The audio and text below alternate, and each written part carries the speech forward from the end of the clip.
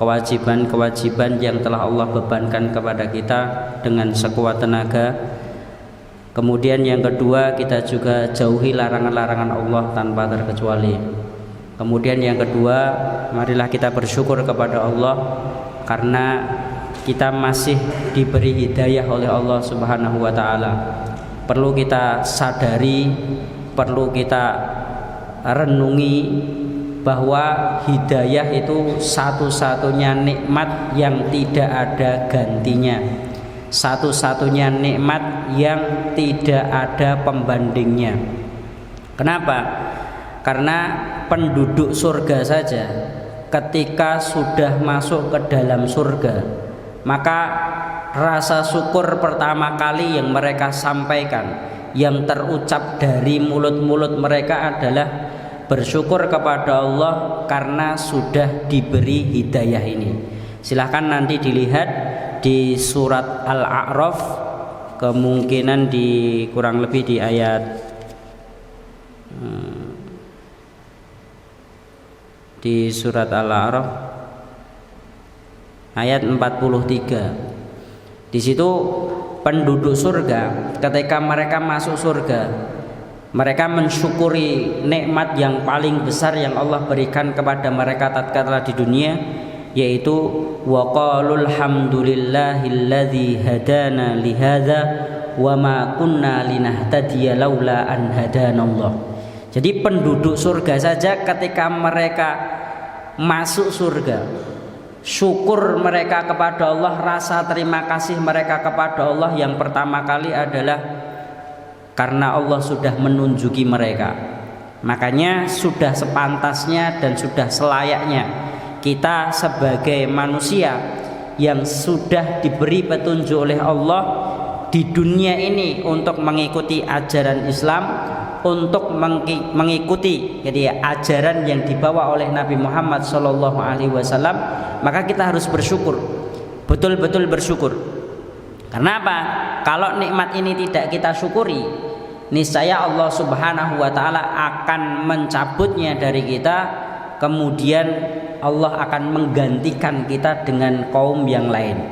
Allah sudah berjanji di dalam Al-Qur'an juga, jika manusia ini sudah tidak mau beriman, maka Allah pasti akan membinasakan umat ini.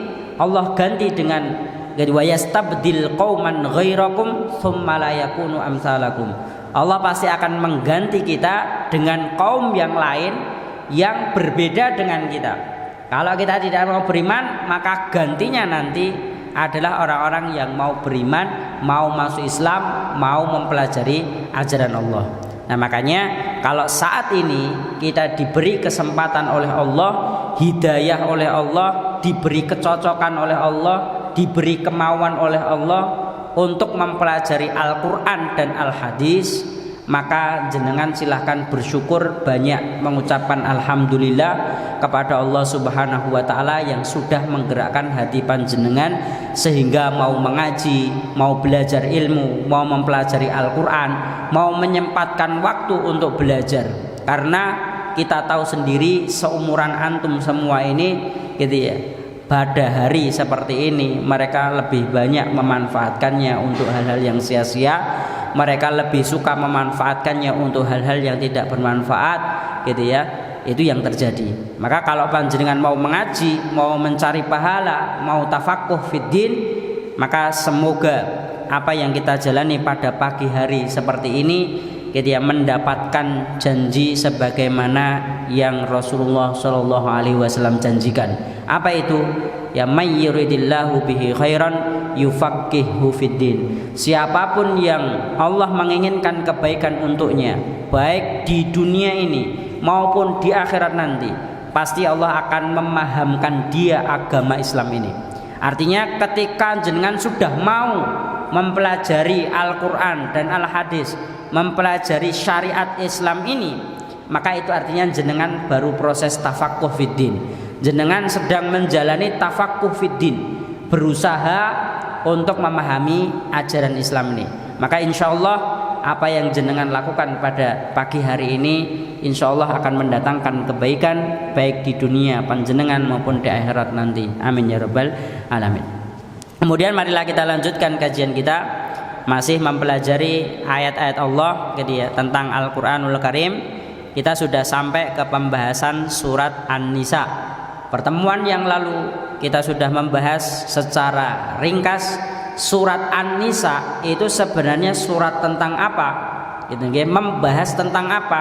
Isinya itu tentang apa saja gitu. Nah, ternyata secara umum gitu ya, kalau kita melihat globalnya secara ringkas dari awal sampai akhir, pembahasan surat An-Nisa itu adalah pembahasan tentang keadilan. Dan yang kedua, warahmatu biddu'afa, sebagaimana judul di atas nggih, suratul Nisa'i gitu ya, suratul adli warahmati biddu'afa. Surat An-Nisa itu adalah surat yang membahas tentang keadilan dan belas kasih kepada orang-orang yang lemah. Kemarin sudah kita singgung sedikit tentang masalah adil. Adil itu tidak harus sama. Ingat, adil itu tidak harus sama. Adil di dalam Islam ya definisinya atau pengertian yang pasnya adalah memberikan hak kepada orang yang berhak sesuai dengan kebutuhannya. Kalau kemarin saya memberikan misal yang namanya adil itu tidak sama, itu sebagaimana orang tua memiliki 3 anak, satunya yang agak dewasa, satunya dia masih kecil, yang satu masih bayi. Ketika orang tuanya adil gitu ya, itu artinya membelikan pakaian sesuai dengan kebutuhan anaknya. Yang dewasa dibelikan baju dewasa, yang masih kanak-kanak dibelikan baju anak-anak, kemudian yang bayi ya dibelikan baju bayi. Nah, itu namanya adil. Tidak sama ya, tidak sama memang gitu ya. Nah, karena yang namanya adil di dalam Islam bukan memberikan hak yang sama kepada orang gitu ya secara merata, tapi memberikan haknya sesuai dengan kebutuhannya. Nah, di surat An-Nisa ini itu akan dipelajari contoh-contoh namanya keadilan. Kemudian yang kedua, rahmah biddu'afa, belas kasih kepada orang-orang yang lemah. Nah, kemarin kita juga sudah menyinggung di dalam surat An-Nisa ini ada beberapa macam orang-orang yang lemah. Yang pertama kali sesuai dengan judul suratnya, orang yang pertama kali yang lemah itu adalah wanita. An-Nisa, wanita itu adalah makhluk yang lemah. Kenapa? Ya kita tahu sendiri bahwa penciptaannya saja dia diciptakan dari bagian atau tulang rusuk laki-laki gitu ya. Itu awal kali penciptaan perempuan. Kita bisa membayangkan tulang rusuk itu sudah bengkok, kemudian juga satu bagian saja, maka menunjukkan betapa rapuhnya perempuan atau betapa lemahnya seorang perempuan. Makanya di dalam Islam perempuan ini sangat-sangat diperhatikan oleh Allah Subhanahu wa taala. Diperhatikan haknya, diberikan aturan-aturan sehingga mereka bisa mendapatkan keadilan dan juga belas kasih sayangnya. Maka tugas kita mempelajari sebenarnya Islam ini memberikan hak kepada perempuan bagaimana gitu. Nah, apa yang harus dilakukan oleh seorang perempuan di dalam Islam? Kalau perempuan mau menjalankan apa yang sudah disampaikan oleh Allah di dalam Al-Quran maupun di dalam Al-Hadis, insya Allah akan sesuai dengan fitrah perempuan gitu ya. Nah, ini ringkasnya saja. Kalau du'afa selain perempuan, yang kedua adalah anak yatim. Kemarin kita sudah singgung, orang yang kedua yang nanti dibahas di dalam di dalam Al-Quran, orang lemah yang kedua adalah anak yatim. Kemudian yang ketiga adalah orang yang bodoh, artinya orang yang tidak bisa menggunakan akalnya dengan sehat, ya dengan baik. Itu nanti yang akan kita pelajari di surat An-Nisa. Silahkan dilihat, kita mulai bukti-buktinya saja. Apakah benar surat An-Nisa ini membahas tentang keadilan dan bagaimana bentuk keadilan yang ada di dalam surat An-Nisa. Kita mulai dari ayat yang kedua. Ayat yang kedua Allah mengatakan wa atul yatama amwalahum wala tatabaddalul khabitsa bit-thayyibi wala ta'kulu amwalahum ila amwalikum innahu kana huban kabira. Ingat, di sini ada 2 poin terkait dengan anak yatim. Anak yatim ini yang dibahas pertama kali, anak yatim terlebih dahulu. 1, anak yatim wa atul yatama amwalahum. Yang harus diperhatikan adalah semua harta anak yatim harus diberikan kepada anak yatim. Jadi ini, ayat ini ditujukan kepada para penanggung jawab anak yatim, atau istilahnya itu kafilnya. Jadi kalau ada orang yang mengurusi anak yatim, maka yang harus diperhatikan betul adalah si pengurus harus memberikan haknya kepada si anak yatim. Apa saja? Ya semua harta yang dia miliki harus dikembalikan kepada anak yatim ketika nanti sudah dewasa. Kemudian anak yatim juga mendapatkan hak yang sama sebagaimana anak-anak yang lainnya. Itu juga harus ditunaikan. Tapi ini khususnya dalam masalah harta yang dimiliki anak yatim. Jadi warisan dari bapaknya, peninggalan dari bapaknya, itu bagi si pengurus anak yatim yang menggantikan posisi orang tuanya, itu harus betul-betul menjaganya, dan ketika sudah dewasa harus diberikan.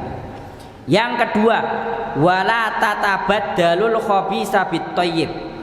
Harta anak yatim itu jangan ditukar-tukar. Di sini yang perlu diperhatikan adalah menukar harta kita yang buruk dengan harta anak yatim yang baik. Kalau gambaran realnya begini, umpama si anak yatim punya warisan tanah itu di tempat strategis, punya warisan tanah di tempat strategis, dia cocok untuk bisnis, dia akses jalannya juga lebar, kemudian juga dia cocok untuk membuka usaha. Nah, kemudian si pengurus melihat, wah ini potensi besar ini, kalau dibuat bisnis, dia tanah ini kalau dijual harganya juga mahal, kalau kita buka ruko di situ juga banyak pembelinya, jadi aksesnya juga mudah. Nah, si pengurus punya tanah, mungkin juga lebarnya sama, luasnya sama, gitu ya. Kemudian dioper, haknya si anak ini diganti, gitu ya, aktenya diubah, ijolan, yang akte tanah sini ini diganti atas nama si pengurus, kemudian yang miliknya pengurus di atas namakan si anak yatim. Nah gini nih tidak boleh, gitu ya. Harta anak yatim tidak boleh diusik, gitu ya, tidak boleh diganti-ganti. Nah kalau zaman dahulu modelnya ternak. Kalau zaman dahulu si anak yatim punya peninggalan apa? Kambing, unta, sapi.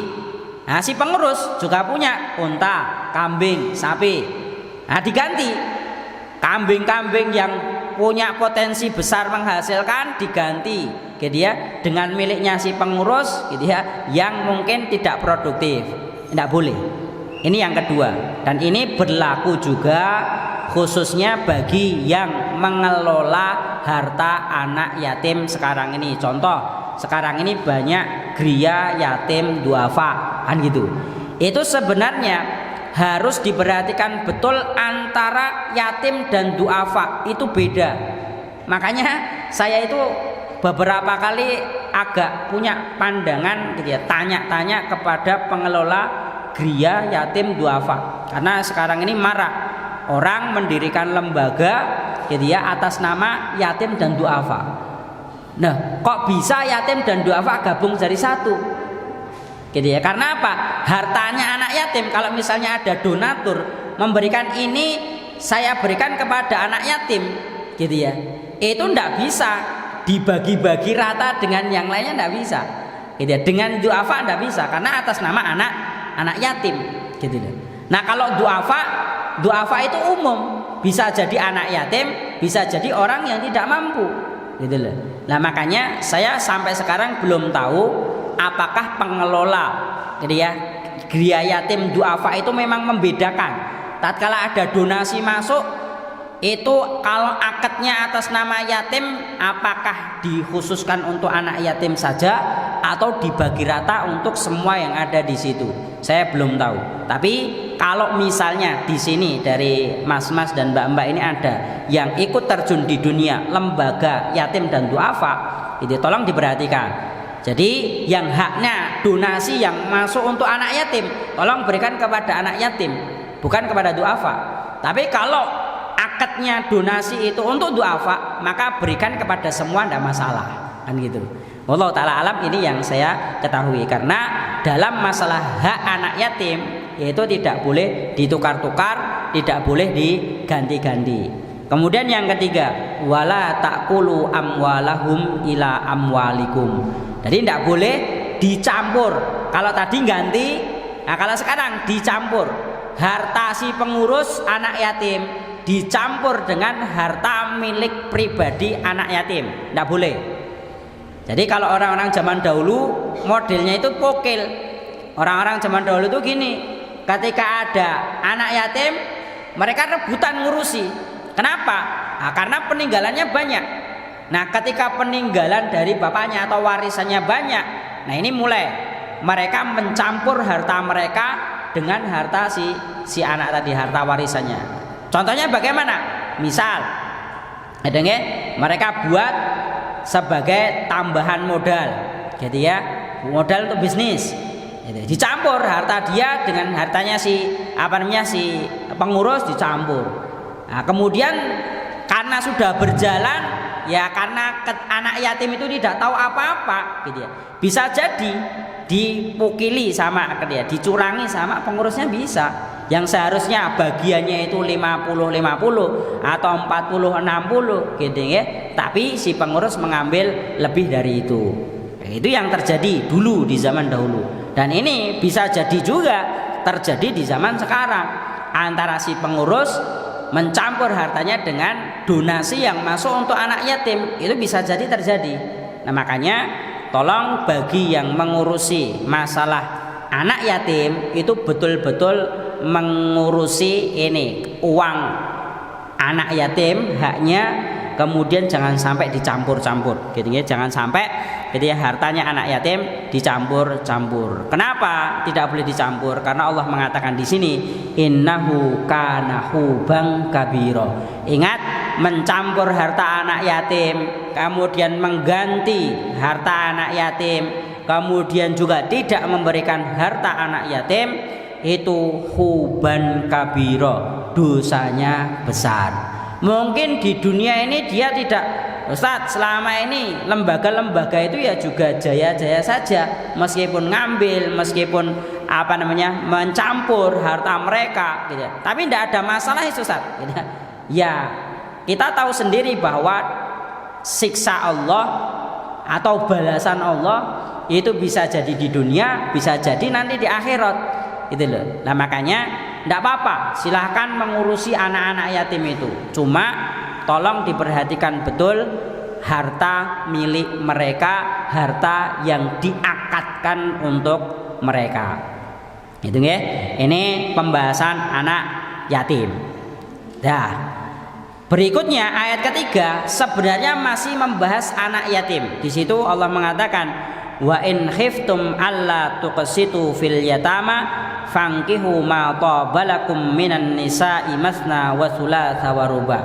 Jadi awalnya dulu adatnya orang Arab gitu nggih, supaya bisa mendapatkan hartanya si anak yatim biasanya dinikahi oleh pengurusnya, gitu ya. Jadi dinikahi pengurusnya supaya apa? Hartanya si perempuan atau misalnya yang anak yatim adalah seorang anak perempuan, nanti dinikahi, kemudian hartanya bisa dimiliki oleh si pengurus, gitu. Itu zaman dahulu. Nah makanya kalau ada orang yang khawatir tidak bisa berbuat adil dalam mengurusi anak yatim, maka sebisa mungkin jangan menikahi anak yatim tersebut, gitu ya. Jangan menikahi orang yang dia urus, gitu ya. Orang yang dia tanggung itu jangan. Nah terus bagaimana? Nikah yang lain saja. Baik itu boleh menikahi yang lain, masna wa sulasa wa ruba. Boleh laki-laki itu menikahi lebih dari satu. Gitu ya. Ini ayat awal kali turun seperti itu. Nah kemudian syariat ini diberlakukan kepada laki-laki untuk poligami, menikah dengan lebih dari satu. Nah, tapi ayat ini jangan berhenti sampai di ayat ketiga saja, gitu ya. Atau sampai masna wa sulasa wa ruba saja. Tapi harus dilanjutkan. Fa in khiftum alla ta'dilu fawahidatan aw ma malakat aymanukum. Jadi